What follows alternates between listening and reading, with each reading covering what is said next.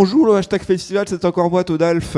Et aujourd'hui, on continue à recevoir du coup dans notre thématique sur les web-séries Miracle Dream Productions. Comment ça va ? Très bien, et vous ? Ça va Ça va super, super convention. Bah oui. On s'était vu l'année dernière pour la première fois à ce même endroit, au même moment, je suppose même à la même heure. Oui, je pense aussi. Non mais c'est ça. Et puis j'avais trouvé, alors c'est vrai que moi, votre web-série, je pense pas être particulièrement le public, mais j'ai quand même un peu regardé ce que vous proposez et c'était plutôt pas mal quand même comme production de ce type-là, même si vraiment je connais pas Ladybug et tous les trucs comme ça, Miraculous, mais j'ai trouvé ça quand même plutôt cool. Est-ce que quand même vous pouvez redire qu'est-ce que c'est que Miracle Dream, sur quoi vous vous basez comme série et pourquoi pas aussi comment vous produisez les vidéos quoi. Alors du coup, Miracle Dream Productions, c'est une web-série basée sur Miraculous, Ladybug et Chat Noir, l'émission française d'animation. C'était le dessin animé en 3D.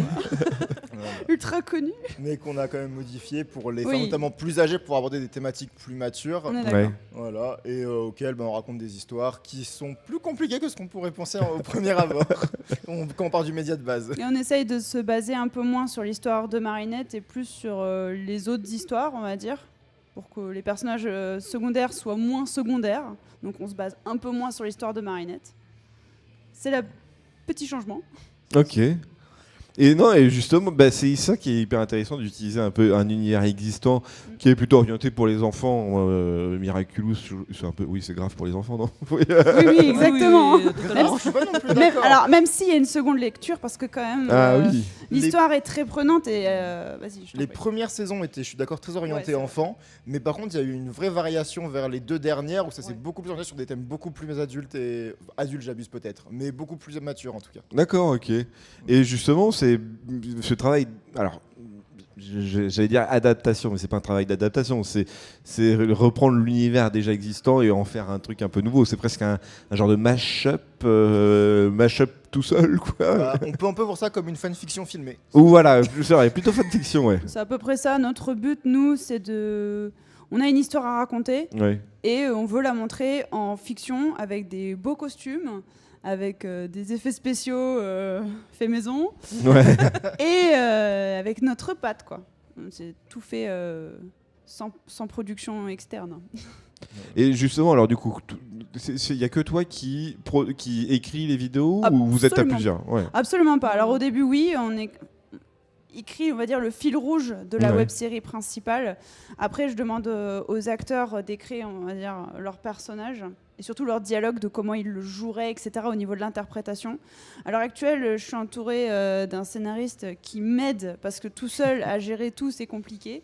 Surtout qu'on a beaucoup plus de projets qu'avant. Et du coup, c'est vachement mieux. C'est sûr que ça s'est amélioré, parce que voilà, forcément, Juliane a beaucoup Les chevilles, quoi, les chevilles. c'est surtout la tête. Mais c'est surtout, comme dit Juliane, a surtout une vision de réalisateur. Ouais. Dans le sens où c'est beaucoup plus le réalisateur qui va qui va poster les caméras, les filmer. Il va réfléchir en fait plus à comment je vais filmer ça qu'à comment je vais le raconter.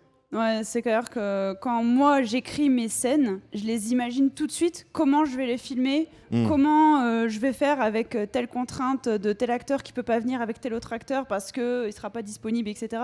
Or que mon scénariste est plus en mode non, mais ce personnage doit être avec ce personnage, mais il ne peut pas se voir, je m'en fous. Voilà, et du coup on se confronte parfois à des modes où je dis j'ai besoin de ce personnage-là pour une scène qui serait cool, qui a des très bons dialogues, des machins, et il me dit mais c'est dur de les avoir les deux, je fais moi trouver un moyen. Voilà, C'est donc quand même louper le scénario juste pour une histoire de planning, c'est un peu con, quoi. Alors, il part du fait aussi que comme on est bénévole, évidemment, Oui. moi je me base sur les disponibilités Bien de sûr. Bien chacun. sûr. Donc moi je suis toujours tendance à essayer pour que ça aille à tout le monde. Mais on a un scénariste maintenant qui tient quand même à Voilà. ces scènes particulières. Oh t'abuses. Non mais ça va, en vrai c'est faisable. Voilà. Et donc, du coup, c'est toi qui as le côté plutôt showrunner de la série ou c'est plutôt toi qui as le côté showrunner? Bon mais... C'est Ou les deux? On le fait ensemble en ce moment. Là, on est vraiment coude à coude. On fait pas script sans... Chacun de notre chacun de notre côté. On est ensemble, on fait ensemble. D'accord, ok. Pour être sûr de qu'est-ce qu'on veut faire, qu'est-ce qu'on veut raconter, etc. C'est hyper important. On se fait les séances de brainstorming, après on écrit un peu, après on retravaille chacun. Après on se dispute. Oui, mais ça, j'avais bien compris. C'est jamais très sérieux les disputes. C'est plutôt des désaccords en mode t'es sûr que tu veux faire ça? T'es vraiment sûr? Mais ça passe. Voilà. Est-ce qu'il y a des thématiques que vous voulez mettre dans la série, des trucs un peu plus sérieux? Justement, vous parliez de la série qui devient de plus en plus mature ou qui aborde des sujets matures ou un peu sérieux par rapport au public cible. Est-ce que vous avez des thématiques parce que j'ai l'impression que la série est plus mature aussi. Personnellement, j'ai tendance à vouloir un petit peu ridiculiser mes méchants. Ouais. Et c'est pas très bien. Et moi, les rendre classe. Du coup, on s'est un peu mis d'accord sur on les rend ridicules dans les scènes plutôt légères. Dans le reste des scènes, on les glorifie quand même un peu. Voilà, c'est ça. Voilà. Et on s'attarde beaucoup plus sur les méchants, contrairement à la série Miraculous, où c'est le principe du méchant de l'épisode, avec le méchant qui est là pour le moment là, même s'il y a le méchant de fond qui est Papillon tout le fond, mais qui est pas vraiment là au final. Là, on a des méchants beaucoup plus présents. Et surtout, on leur fait une histoire de pourquoi est-ce qu'ils sont ça, pourquoi est-ce qu'il leur arrive ça, surtout, etc. En saison 3 à l'heure actuelle. On a commencé saison 2. Ouais. Bon. Et où, en tant qu'acteur, du coup, c'est compliqué? Enfin, acteur bénévole. C'est difficile. Non, mais c'est compliqué de... Non, mais d'adapter, parce que du coup, j'ai bien compris que les personnages que vous incarnez, vous avez aussi une possibilité de les voir, les faire évoluer en fonction de vos besoins ou vos envies ou des trucs comme ça. Ça dépend. Après, il faut voir aussi, il faut que les acteurs s'habituent au temps, aux températures. Ah oui, le temps de la météo. Oui, c'est ça. Oui. Parce que disons que les costumes moulants en plein hiver, c'est difficile. C'est difficile. Ouais, non mais j'imagine bien le truc. Oui, effectivement, ça doit être un peu gênant quoi. Imagine à moins 4 degrés, on est dehors. On l'a fait une fois. Ah ouais? On le refera plus. Déjà, il y a la météo, il y a aussi les lieux, genre au Trocadéro. Ah oui, non mais forcément, si vous commencez à aller au Trocadéro... Emblématique de Ladybug aussi, la Tour Eiffel, on l'a pas dans chaque épisode. Ouais, oui. Non mais d'accord, ok, mais vous n'avez pas tourné sur la Tour Eiffel. Tour Eiffel, non, mais Trocadéro, on le fait, vraiment. Non mais ça, mais je vois pas comment vous allez gérer. C'est qu'en fait, il y a une place qui est très importante où on voit bien la Tour Eiffel avec le Je suis parisien, donc du coup, moi je vois très bien. Qui est incroyable. Mais le problème, c'est que là-bas... Sur place, c'est pas comme dans le dessin animé, il n'y a pas juste un pigeon et une dame qui va faire du vélo en fait. Voilà. Entre les gens qui nous agressent pour qu'on achète des tours Eiffel ou alors pour que les gens ils nous jettent des bouteilles dessus. Oui, c'est arrivé. C'est terrible. C'est les aléas de Paris, de toute façon. Non, mais il y a des Parisiens qui voient des gens habillés chelous, c'est normal aussi. Tourner en extérieur, c'est très compliqué. Qui nous regardent, etc.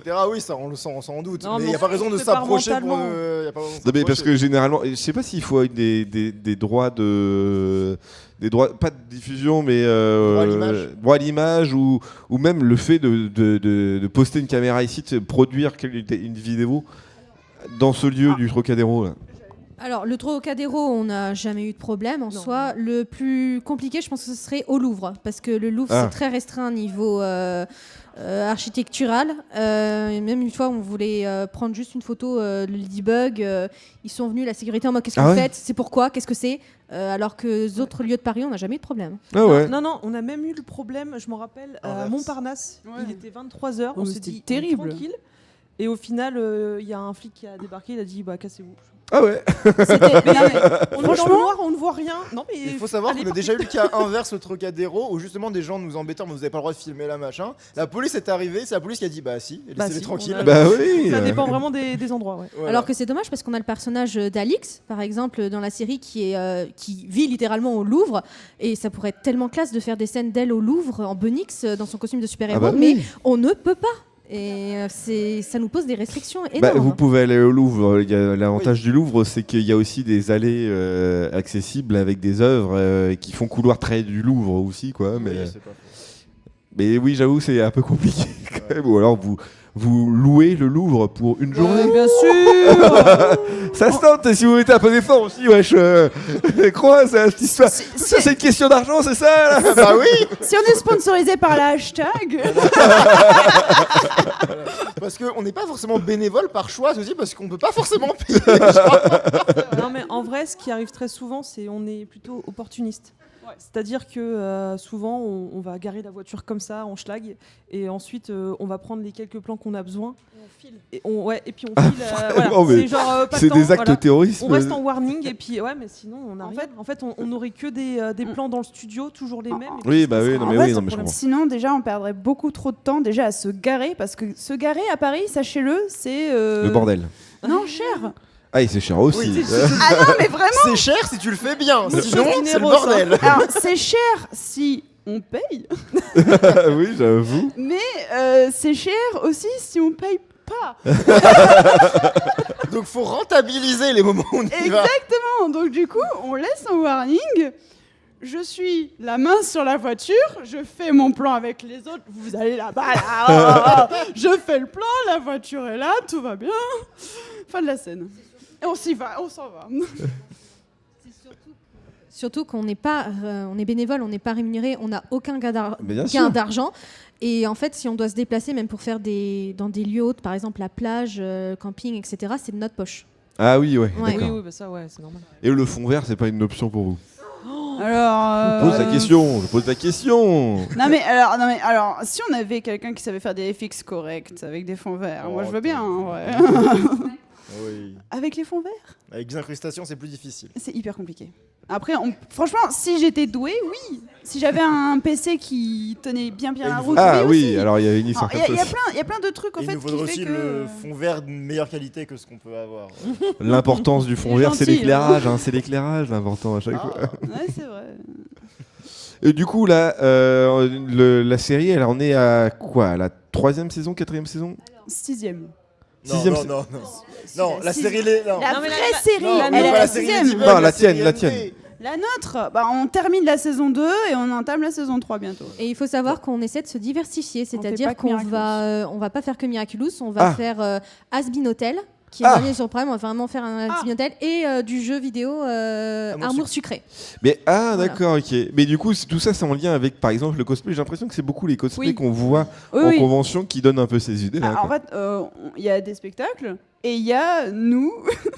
On veut montrer nos cosplays en vidéo en les mettant en scène. C'est un peu ça l'idée finalement. Ok. Et bah nickel. Et on peut vous suivre sur les réseaux sociaux, Instagram. Bien entendu. Facebook. Miracle Dream Production. Avec le petit accent. Ouais.